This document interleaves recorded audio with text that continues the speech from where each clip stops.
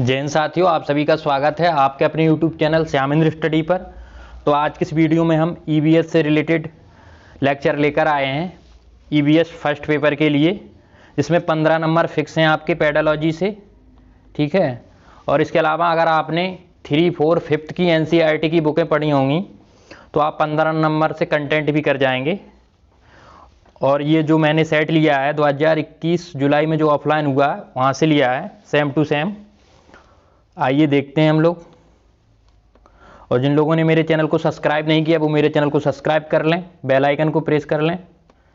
आइए शुरुआत करते हैं। ये देखिए आपकी स्क्रीन पर पहला प्रश्न आ चुका है,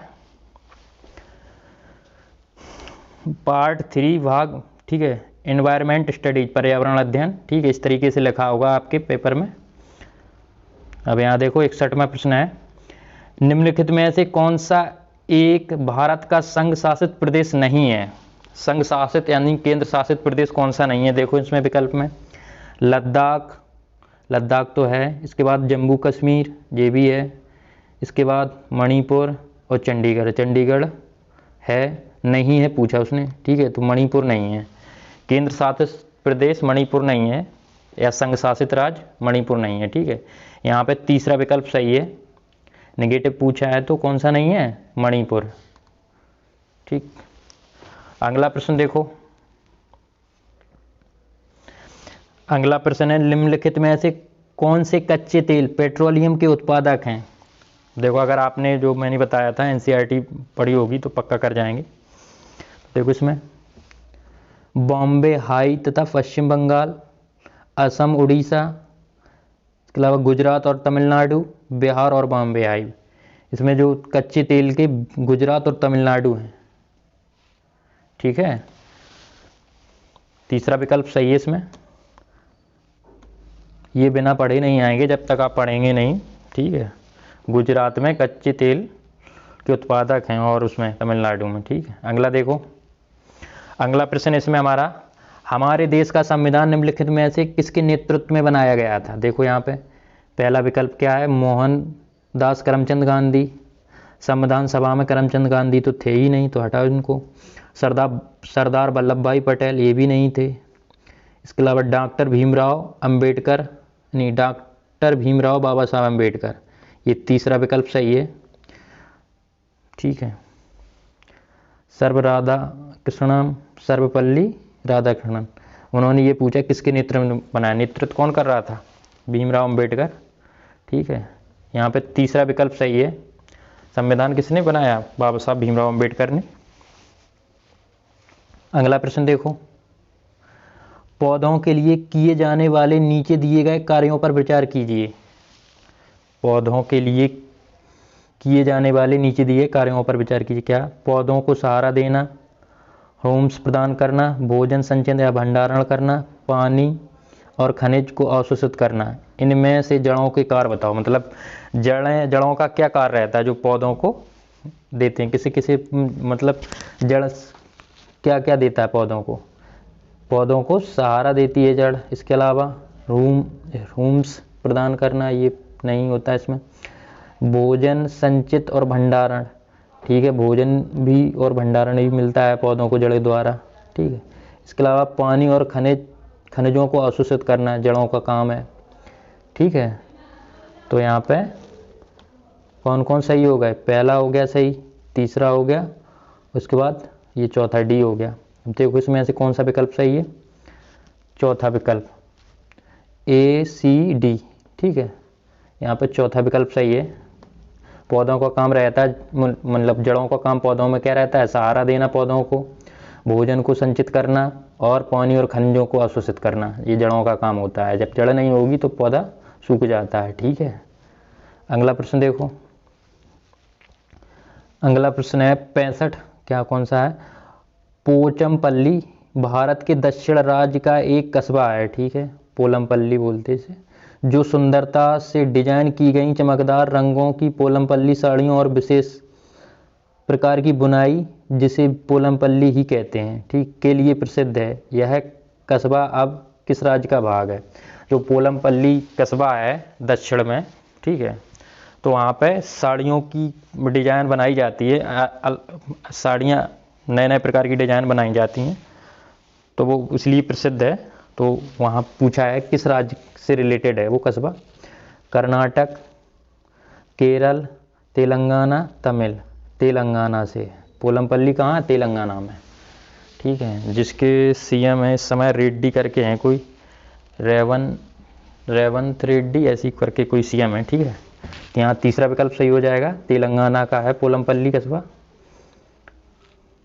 ये सब एनसीईआरटी में दिया है। ठीक है, अगला देखो,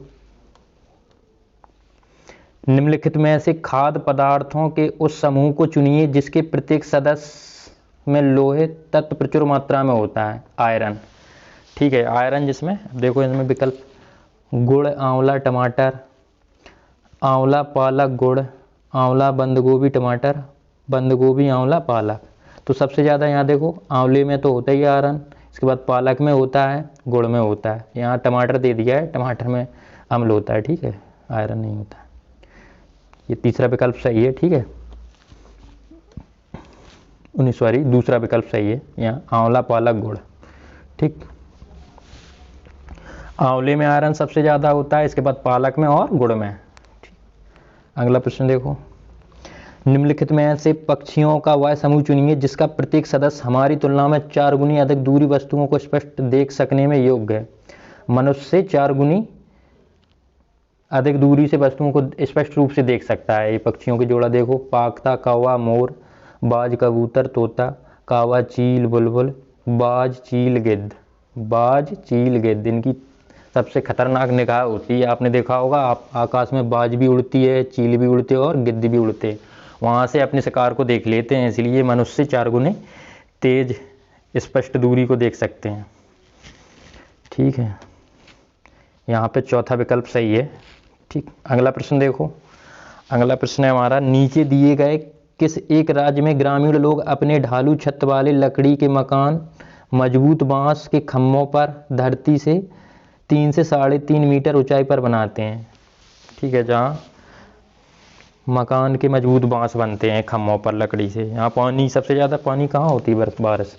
राजस्थान में तो कम होती है, लद्दाख में भी, असम में सबसे ज़्यादा बारिश होती है। तो यहाँ तीसरा विकल्प सही है, यहाँ बनाते हैं। ठीक है, ये सब एनसीईआरटी में दिए हुए हैं, आप कभी उठा के देख लें, 3, 4, 5 में से किसी एक में ज़रूर बुक में दिए हुए, ध्यान नहीं आ रहा। बाकी यहाँ तीसरा विकल्प सही है। ठीक है, असम। अब अगला प्रश्न देखो, भारत के मानचित्र में दिल्ली की स्थिति के सापेक्ष गांधीनगर गुजरात की राजधानी, ठीक है, और पटना बिहार की राजधानी, बिल्कुल सही। गांधीनगर गुजरात की राजधानी, पटना बिहार की राजधानी की दिशाएं क्रमशः मानचित्र में देखना, नक्शे में दिल्ली के सापेक्ष नक्शा बनता है भारत का। ठीक है, इसके सापेक्ष दक्षिण पूर्व, दक्षिण पश्चिम, तो गुजरात तो इस साइड पड़ता है, यहाँ दक्षिण पश्चिम और इसके बाद दक्षिण पूर्व, बिल्कुल सही, दक्षिण पूर्व में पड़ता है ना, क्या बोलते हैं, बिहार। अब नक्शे में देखना कभी। ठीक है, पूर्वांचल कहते हैं अपने साइड यूपी वाले, तो उधर ही तो बिहार पड़ता है, तो यहाँ पे ठीक है दक्षिण पूर्व, यहाँ पे ये दूसरा विकल्प सही है। ठीक है, अगला प्रश्न देखो अच्छे से, निम्नलिखित में से किसने मटर के पौधे के साथ प्रयोग किए और यह पाया कि मटर के पौधों में कुछ ऐसे लक्षण होते हैं जो जोड़ियों में पाए जाते हैं, जैसे चिकने, खुरदुरे, लंबे, बौने, पीले या हरे आदि। मटर के पौधों पर किसने प्रयोग किया था? ग्रोगर जॉन मेंडल ने। यहाँ देखो, डॉक्टर MS स्वामीनाथन, ये गलत है, ग्रेगर जॉन मेंडल। ठीक है, डार्विनवाद चार्ल्स, ये इन्होंने भी नहीं किया था, इन्होंने तो वो बताया था जिराफ से रिलेटेड। ठीक है, तो यहाँ पे दूसरा विकल्प सही है, ग्रेगर जॉन मेंडल ने। ठीक, अगला प्रश्न देखो, अगला प्रश्न है, निम्नलिखित में से कौन सा NCF 2005 के अनुसार EVS पाठ्यक्रम में सुझाए गए 6 विषयों में से एक है? मतलब 6 विषयों में से एक है। क्या है देखो, पदार्थ, प्राकृतिक संसाधन, चीज़ें जो हम बनाते हैं और करते हैं, चीज़ें कैसे काम करती हैं। नहीं, इसमें से इस चीज़ को, ये थीम्स लिया गया है, चीज़ें जो हम बनाते हैं करते हैं। यहाँ तीसरा विकल्प सही है, ठीक है, ना तो ये पदार्थ है ना प्राकृतिक संसाधन, चीज़ें कैसे काम करती है ये भी नहीं है, ठीक है। यहाँ पे तीसरा विकल्प सही है, चीज़ें जो हम बनाते हैं और करते हैं, ठीक। 2005 एनसीएफ 2005 के अनुसार। अगला प्रश्न देखो, अगला प्रश्न है उपाख्यान अभिलेखों में क्या नहीं दर्ज करना चाहिए।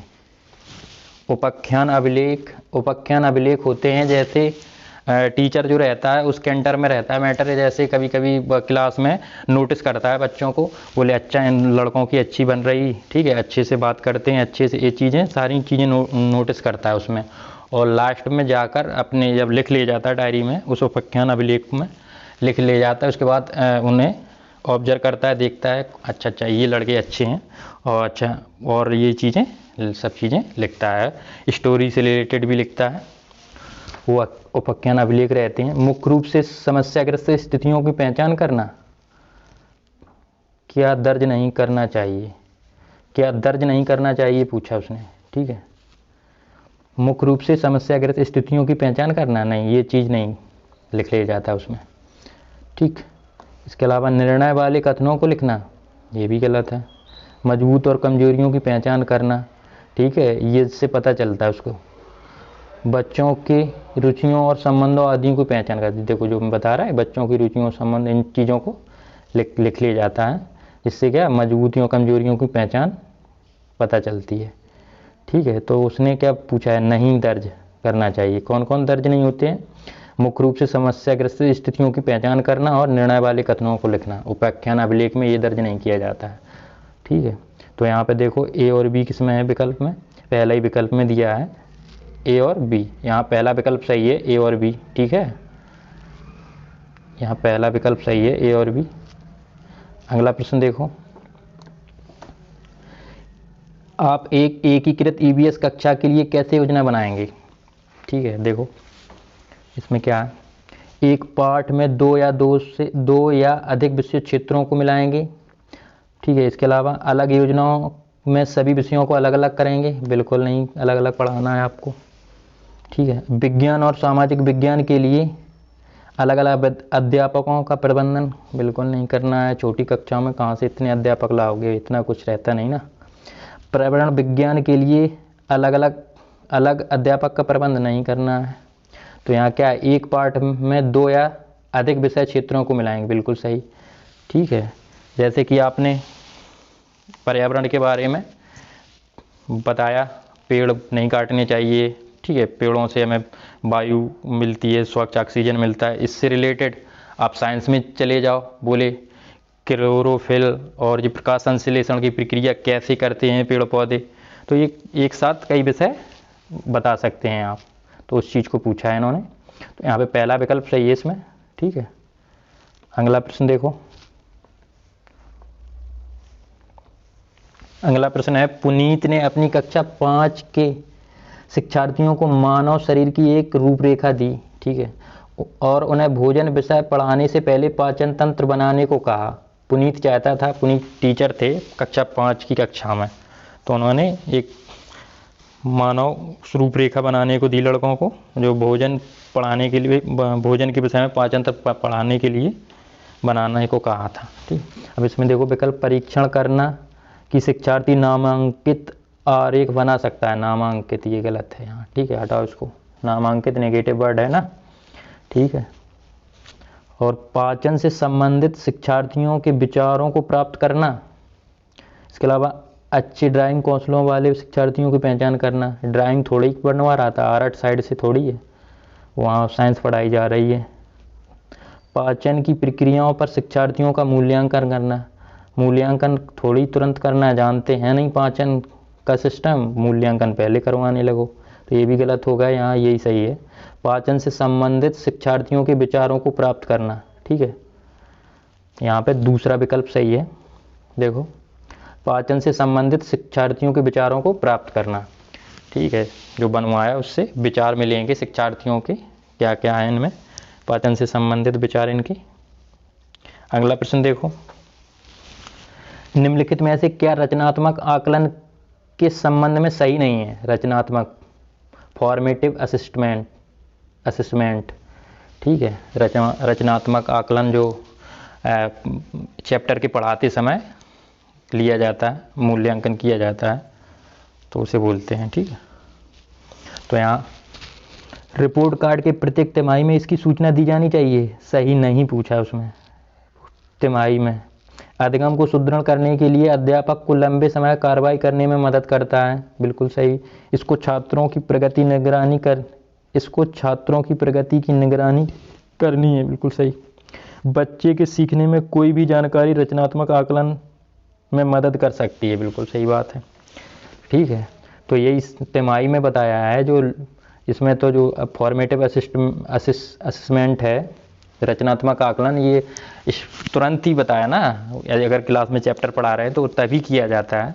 तो ये तिमाही का मैटर इसमें दे दिया है, तो यही सही नहीं है, बाकी ये सही है। अधिगम को सुदृढ़ होता है अगर रचनात्मक आकलन कर रहे हैं, मतलब तुरंत आप पूछ रहे हैं, बच्चों से क्वेश्चन पुटअप कर रहे हैं, उसी समय बच्चे आपसे पूछ रहे हैं जब आप चैप्टर पढ़ा रहे हैं, ठीक है, ये सही है। तो यहाँ पे ये गलत है, ठीक है। इसके अलावा छात्रों की प्रगति निगरानी, बिल्कुल सही, इससे पता चलता है बच्चों को सीखने में मदद कर सकती, बिल्कुल सही, पता चलता है ना।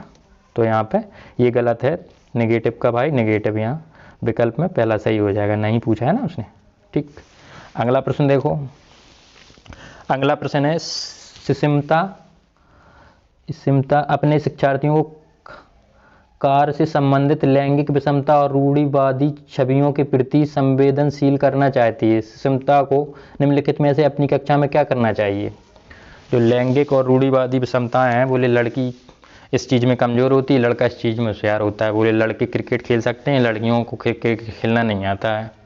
लड़के ज़्यादा तेज़ दौड़ सकते हैं, लड़कियां कम तेज़ दौड़ेंगी। तो ये लैंगिक रूढ़िवादिता होती है, ठीक है। इसके चक्कर में अब देखो विकल्प क्या है, रूढ़िवादी मॉडलों को छात्रों को प्रस्तुत करें। रूढ़िवादी मॉडल अच्छा छात्रों को प्रस्तुत करें, अच्छा, इससे लैंगिक विषमता और रूढ़िवादी छवियाँ कम होंगी, बिल्कुल नहीं, गलत बात है। विभिन्न प्रकार के कार्यों के फ्लैश कार्ड दिखाएं। फ्लैश कार्ड से क्या मतलब, इसमें केवल लड़कों से प्रतिदिन कक्षा को साफ करने को, केवल आ गया, नेगेटिव वर्ड है ही, बाकी और ये केवल लड़कों की बात कही है, तो ये रूढ़िवादिता हो गई ना, तो ये गलत बात है। यहाँ एक छात्र की माँ को कक्षा में आमंत्रित करें जो ऑटो चालक है, ये सही बात है। देखो वही बात आ गई ना।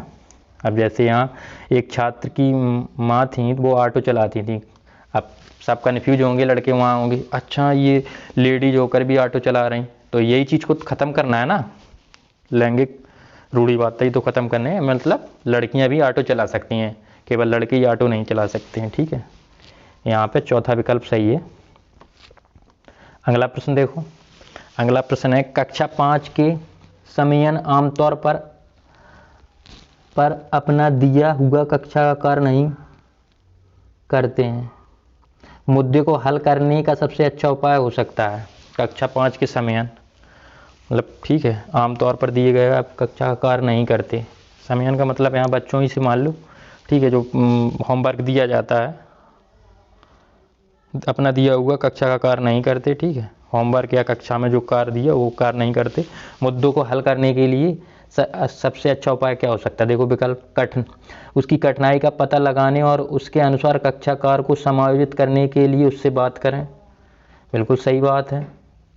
अब बताओ क्यों नहीं कर रहा, कुछ ना कुछ तो समस्या होगी, उसे समझ में नहीं आ रहा होगा, ठीक है, तब जब उससे उसकी कठिनाई को पता लगाने के लिए उसके अनुसार कक्षा कार्य में समायोजित करने के लिए उससे बात करें। बात करना, जब बात करोगे उससे पूछोगे बेटा क्यों नहीं कर रहे हो और क्यों नहीं आ रहा समझ में, ये सब चीज़ें जब उससे डिस्कस बताएगा वो अपनी, तब आप उसी के अनुसार उसको पढ़ाएंगे तो करेगा फिर कार्य। बाकी विकल्प क्या थे, किसी दूसरे बच्चे को उसकी कक्षा कार्य को पूरा करने में मदद करें, ये गलत बात है। माता पिता से बात करें, उन्हें सलाह दें, इससे क्या हो जाएगा, तुम्हें खुद समझना, तुम टीचर हो। उसे वैकल्पिक और असमान गृह कार्य दें, बिल्कुल गलत बात। तो यहाँ पे पहले ही विकल्प सही है, ठीक है। अगला प्रश्न देखो, अगला प्रश्न है मुस्कान ने परिवहन में डीजल वाहनों का उपयोग निषिद्ध होना चाहिए विषय पर एक वाद विवाद का आयोजन किया, ठीक है। मुस्कान के द्वारा इस विषय पर कक्षा में वाद विवाद का आयोजन का क्या उद्देश्य है? मुस्कान नाम की टीचर थी, उन्होंने परिवहन में डीजल से संबंधित जो वाहन होते हैं उनसे प्रदूषण होता है, किस चलते एक विषय पर वाद विवाद छेड़ दिया, मतलब बातचीत छेड़ दी आपस में जो बच्चे थे। तो अब देखो इस वाद विवाद का मतलब जो छेड़ी तो किस आयोजन के तहत छोड़ी, वह पूरी तरह से परिवहन से डीजल वाहनों पर प्रतिबंध लगाने की आवश्यकता पर छात्रों को संवेदनशील बनाना चाहती है। ठीक है, इसके अलावा कौन सा विकल्प है देखो इसमें, यह छात्रों के विचारों को जानने और उन्हें सही करने में मदद करेगा। इससे क्या हो जाएगा, वह आधुनिक वाहनों के उपयोग के लाभों पर छात्रों को संवेदनशील बनाना चाहती है। यह इस मुद्दे पर छात्रों को कई दृष्टिकोणों को सहारा करने में मदद करता है। ठीक है, तो डीजल से संबंधित है, अब वाद विवाद है तो यह इस मुद्दे पर छात्रों को कई दृष्टिकोण की सराहना करने में मदद करता है। कई दृष्टिकोण पता चलेगा। ठीक है, छात्रों के यही सब बातें जो मैंने बताई अभी कि पर्यावरण प्रदूषण होता है डीजल वाहनों से, कई चीज़ें, तो यहाँ पे ये चौथा विकल्प सही है। ठीक है, यहाँ चौथा विकल्प सही है। प्रतिबंध से का वह पूरी तरह परिवहन डीजल वाहनों प्रतिबंध, अरे फिर कैसे काम चलेगा यार, फ्लाइट लाइट ये सब बंद हो जाएंगी, तो ये गलत हो गया। या छात्रों के विचारों को जानने में उन्हें मदद करने में मदद करेगा। ठीक है, लेकिन ये सबसे बेस्ट, इसमें कई दृष्टिकोण बनते हैं, किसी का अपना विचार, किसी तरीके से सोच रहा, कोई अपने तरीके से सोच रहा, तो ये भी गलत है। यहाँ आधुनिक वाहनों के उपयोग लाभों से छात्रों को संवेदनशील बना, इससे क्या हो जाएगा। ठीक है, अगला प्रश्न देखो, अगला प्रश्न है ईवीएस में मानचित्र कौशल। ईवीएस में मानचित्र कौशल लैंडस्केप खींचने में कौशलों को विकसित करता है, पूर्वानुमान और गणना के कौशलों को विकसित करता है, रिकॉर्डिंग कौशल को विकसित करता है, स्थानों की सापेक्ष स्थिति की समझ को विकसित करता है। ये सही है। जो मैप रहता है तो उससे क्या पता चलता है, जो मानचित्रण बताया ना ईवीएस में, मैप के जरिए स्थान का पता चलता है, जैसे दिल्ली कहाँ है, उत्तर प्रदेश कहाँ है, बिहार कहाँ है, तो इस किससे, मैप से पता चलता है, मानचित्र से, मानचित्रण से। तो स्थानों की सापेक्ष स्थिति को समझ को विकसित करता है। ठीक, यहाँ पे ये चौथा विकल्प सही है। बाकी क्या, लैंडस्केप खींचने कौशल विकसित करता है, नहीं, बिल्कुल गलत। पूर्वानुमान गणना तो ये उसमें होती है मैथ में, गणना से रिलेटेड। रिकॉर्डिंग कौशल की ये भी नहीं है, तो यहाँ चौथा विकल्प सही है। ठीक है, अगला प्रश्न देखो, अगला प्रश्न इसमें ईवीएस की एकीकृत प्रकृति सहायक है, पाठचर्या के भार को कम करने और विशिष्ट प्रकरणों को पेश करने, पाठचर्या के भार को कम करने और शिक्षार्थियों को सार्थकता पूर्वक सीखने, बिल्कुल सही बात है यहाँ पे, ये दूसरा।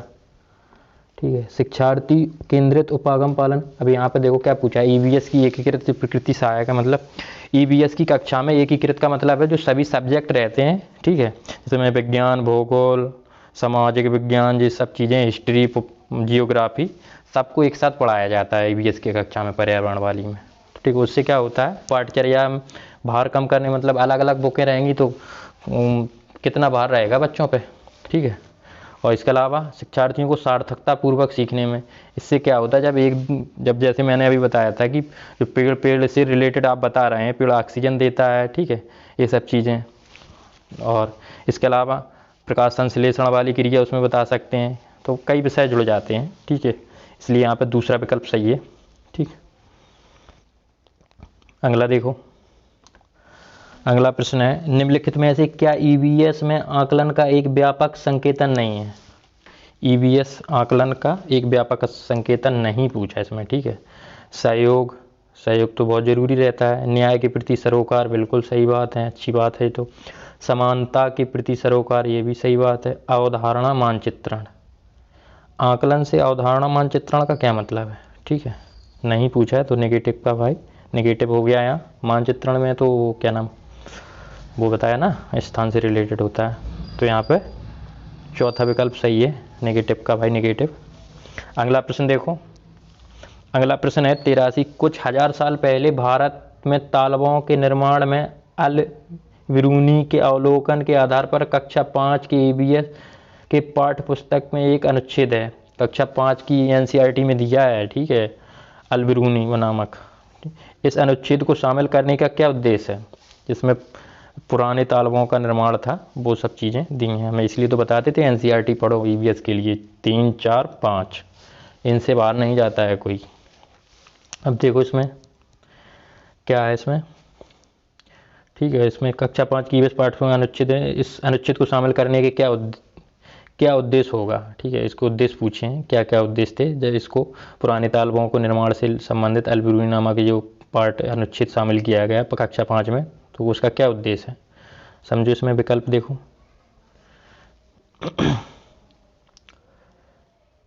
यह इतिहास के स्रोतों की पहचान करने में शिक्षार्थियों की मदद करता है, बिल्कुल सही, ठीक है।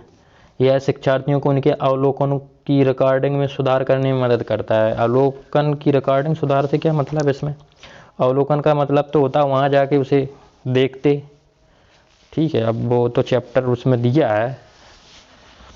इसके अलावा यह शिक्षार्थियों को कुछ 1000 साल पहले भारत में मौजूद तकनीकी सराहना करने में मदद करता है, बिल्कुल सही, 1000 साल पहले, ठीक है, मतलब पुरानी जो तालाब थे जिसमें सीढ़ी टाइप की बनी थी, अच्छी खासी डिजाइन।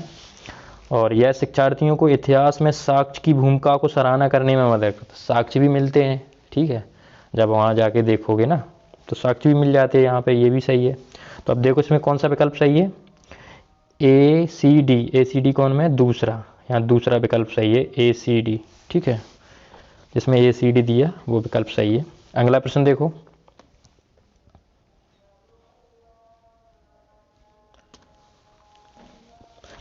अपनी कक्षा में 50 से अधिक छात्रों के साथ वाणी उन्हें एक ऐसी गतिविधि से जोड़ना चाहती है जिसमें सीखने को बढ़ाने के लिए अधिकतम संख्या में इंद्रियां शामिल हों।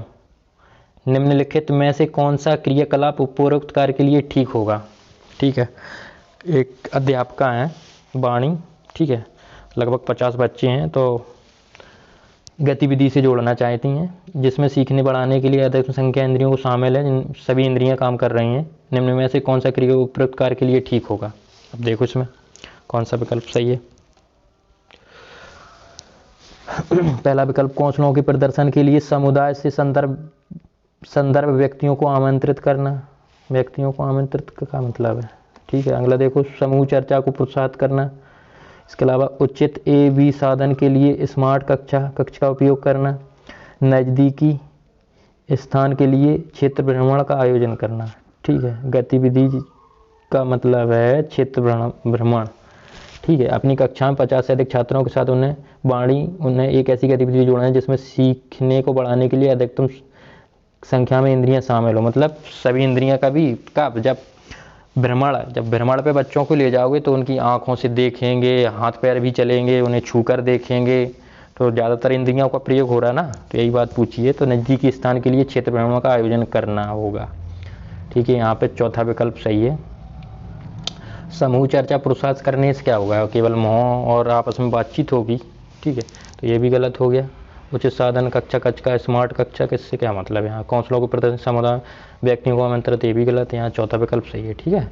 नज़दीकी स्थान पर भ्रमण कराने जाओगे तो आंखों से देखेंगे बच्चे, उसको छू कर देखेंगे, ठीक है। कोई भी वस्तु है, कोई भी चीज़ के बारे में अगर बता रहे हो तो वहाँ उसकी बच्चों की सारी इंद्रियाँ काम करेंगी वहाँ। अगला प्रश्न देखो, इकरा अपने शिक्षार्थियों को EVS में समाचार पत्रों और पत्रिकाओं को पढ़ने के लिए प्रोत्साहित करती है। इकरा अपने शिक्षार्थियों को EVS की समाचार पत्रिकाओं को पढ़ने के लिए क्यों प्रोत्साहित करती है? तो इस चीज़ को समझो, क्यों प्रोत्साहित करती है। देखो विकल्प,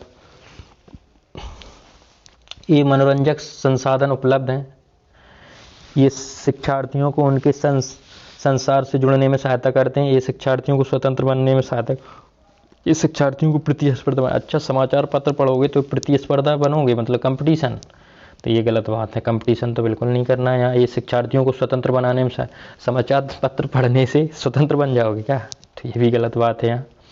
ये मनोरंजन के साधन है, अच्छा मनोरंजन के साधन, समाचार पत्र क्या है? मनोरंजन TV गाना माना सुनो तो मनोरंजन होए, तो यहाँ पे दूसरा विकल्प बचा है, शिक्षार्थियों को उनके अपने संसार से जुड़ने में सहायता करते हैं, ठीक है। जब समाचार पत्र से बोले फलानी खबर है, बोले जो व्यक्ति का एक्सीडेंट हो गया, वहाँ दुर्घटना हो गई, तो अच्छा वहाँ जाके समझेगा यार ये मोटरसाइकिल तेज़ चला रहा था यार, इसीलिए, तो ये चीज़ है, ठीक है, यहाँ पे दूसरा विकल्प सही है।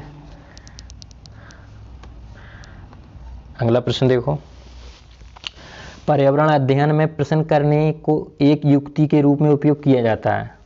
पर्यावरण अध्ययन करने में प्रश्न करने को एक युक्ति के रूप में प्रयोग किया जाता है। क्या क्या से किसी युक्ति के रूप में प्रयोग किया जाता है जो प्रश्न करता है टीचर? देखो, अनुशासन बनाए रखने के लिए, ध्यान खींचने के लिए, नियमों को पालन को बढ़ावा देने के लिए, कक्षा कक्ष में जिज्ञासा बढ़ाने के लिए। जिज्ञासा, जिज्ञासा एक पॉजिटिव वर्ड है, ठीक है।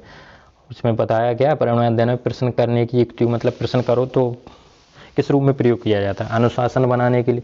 अनुशासन का मतलब होता है, पहले पुराने ज़माने में टीचर होते थे, अरे जरा हिल नहीं जाना बेटा, अगर मुँह से बात भी जरा भी बातचीत हो गई तो बहुत पिटोगी, मतलब बात ही नहीं करने देते थे आपस में। तो थोड़ा बहुत बच्चे डिस्कस करें तो डिस्कस करने से सीखते हैं ना, तो ये गलत बात है। यहाँ ध्यान खींचने के लिए, तो ये भी गलत है। प्रश्न पूछो तो लड़कन को ध्यान खींचे नहीं।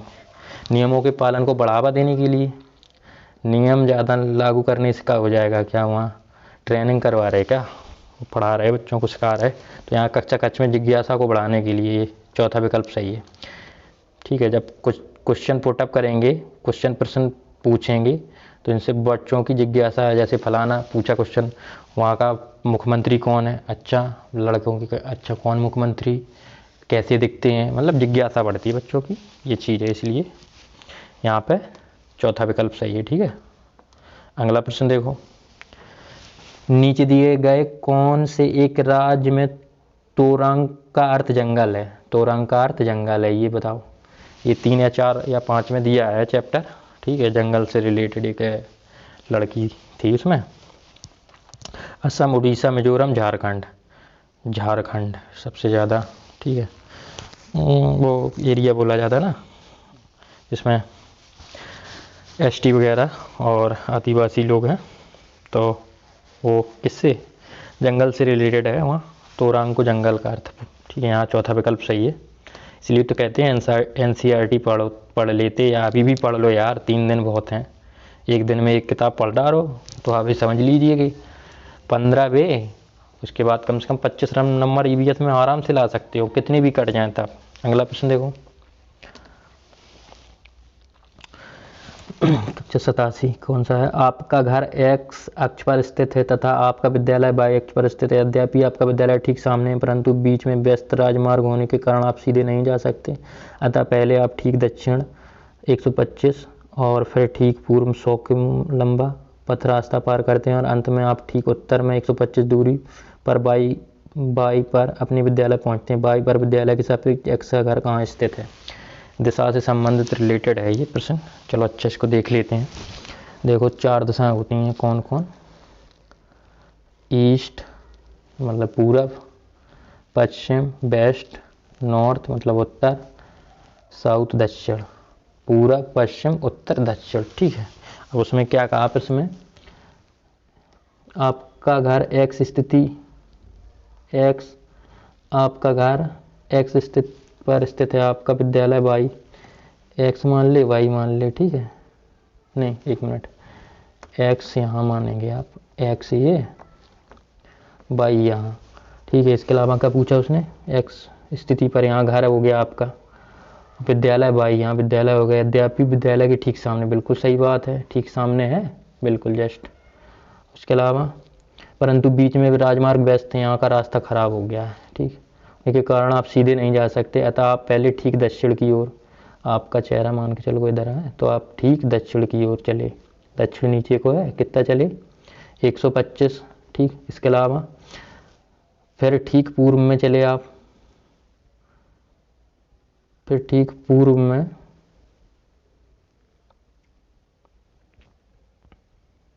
तो यहाँ बाई यहाँ मानना पड़ेगा यार,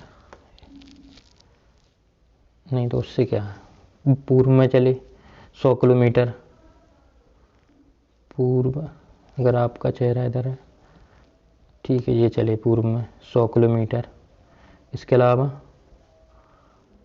अंत में ठीक उत्तर 125 चले, जिनकी तो फिर चल गई है, तो आपका चेहरा या ये तो पश्चिम साइड हो गया, तो X इधर मानो, Y इधर मानो, ठीक है, तब यहाँ सही रहेगा। तो उसका मतलब यहाँ ठीक है, कितना चले, 1 मिनट, 125 जे हो गए, 100 जे हो गए। ठीक, अब मान के चलो बनेगा तो ऐसा 125, 100, फिर 125, अंत में 125 दूरी पर विद्यालय पहुंचता है 125। तो ये रहा ऊपर साइड। आप क्या बताया उसने, y पर विद्यालय के सापेक्ष x का घर कहाँ स्थित है, अब क्या किलोमीटर है, ये बीच का स्थान छूट गया, तो ये भी 100 हो जाएगा, ये 125, 125 जे, 100 जे, 100 जे। ठीक है, तो यहाँ पे दूसरा विकल्प सही है। ठीक, बाकी देख लेना, दिशा से रिलेटेड, ये रीजनिंग से संबंधित है, काफ़ी दिन से उठाकर नहीं देखी बुकें, अब देखना है। चलो दूसरा विकल्प सही है। अगला प्रश्न देखो, कोई लड़का नागरकोइल से मड़वाड़ा जाने के लिए 4 जून 2020 को किसी रेलगाड़ी पर सवार हुआ। यह रेलगाड़ी 22:30, 22 का मतलब हो गया 10:30। ठीक है, मान के चलो 6:18 बजते हैं, या 12 के बाद 13, 14, 15 ऐसे करके 22 बजे, 22:30 होंगे तो 10:30 बज जाएंगे। ठीक है, कितना बज जाएगा, 10:30 है। इसके अलावा 6 जून को 4:30 बजे मड़गांव पहुंचती है, 4:30 बजे, कितने, 4:30 बजे। तो आप देखो कितना गैप हो गया इसके अंदर, 6 घंटे का, कितना 6 घंटे का गैप हो गया। ठीक, 10:30 से 4:30 तक 6 घंटे का, मतलब 6 घंटे में। यदि इस समय अंतराल में रेलगाड़ी इतने किमी की दूरी तय, तो रेलगाड़ी की औसत चाल क्या होता है, चाल बराबर दूरी गुणित समय, चाल बराबर दूरी गुणित समय। ठीक है, तब औसत चाल पूछी, यहाँ किलोमीटर है 1145, समय कितना लगा, 6 घंटा, दूरी कितनी है 1145, तो अब 1145 है औसत चाल पूछी ना, तो इसको कन्वर्ट करो, लगभग क्या किलोमीटर प्रति घंटा आ रही, 6, 7, 8, ठीक है, तो लगभग 190 किलोमीटर प्रति घंटा आएगी। इसको करो, यहाँ डिवाइड, 3×18, 38, 3×18, 3.08, ये बन रहा है यार 38 के समथिंग। चलो देखो, इतना समय ना दो, ऐसे नहीं है लिखना, यही तो होता है, बताया मैथ को इस तरीके से नहीं है लिखना। यहाँ पे दूसरा विकल्प सही है। ठीक है, अगला प्रश्न देखो, थोड़ा देख लेना। आज हम मिर्ची के बिना भोजन की कल्पना नहीं कर सकते, बिल्कुल सही बात। इसे व्यापारी हमारे देश में लाए थे, कहाँ के, अफगानिस्तान के, इंग्लैंड के, दक्षिण अमेरिका से, दक्षिण अफ्रीका से। मिर्च आई थी NCERT में दिया है, कहाँ से, दक्षिण अफ्रीका से, यहाँ। ठीक है, दक्षिण अफ्रीका से आई थी, वो सॉरी दक्षिण अमेरिका से। मिर्च कहाँ से आई थी भारत में, दक्षिण अमेरिका से। ठीक है, यहाँ तीसरा विकल्प सही है। चलो ये EVS का पोर्शन ख़त्म हो गया। ठीक है, आज के लिए बस इतना है। सभी को मेरा जय हिंद, पढ़ते रहिए, मस्त रहिए। ठीक है।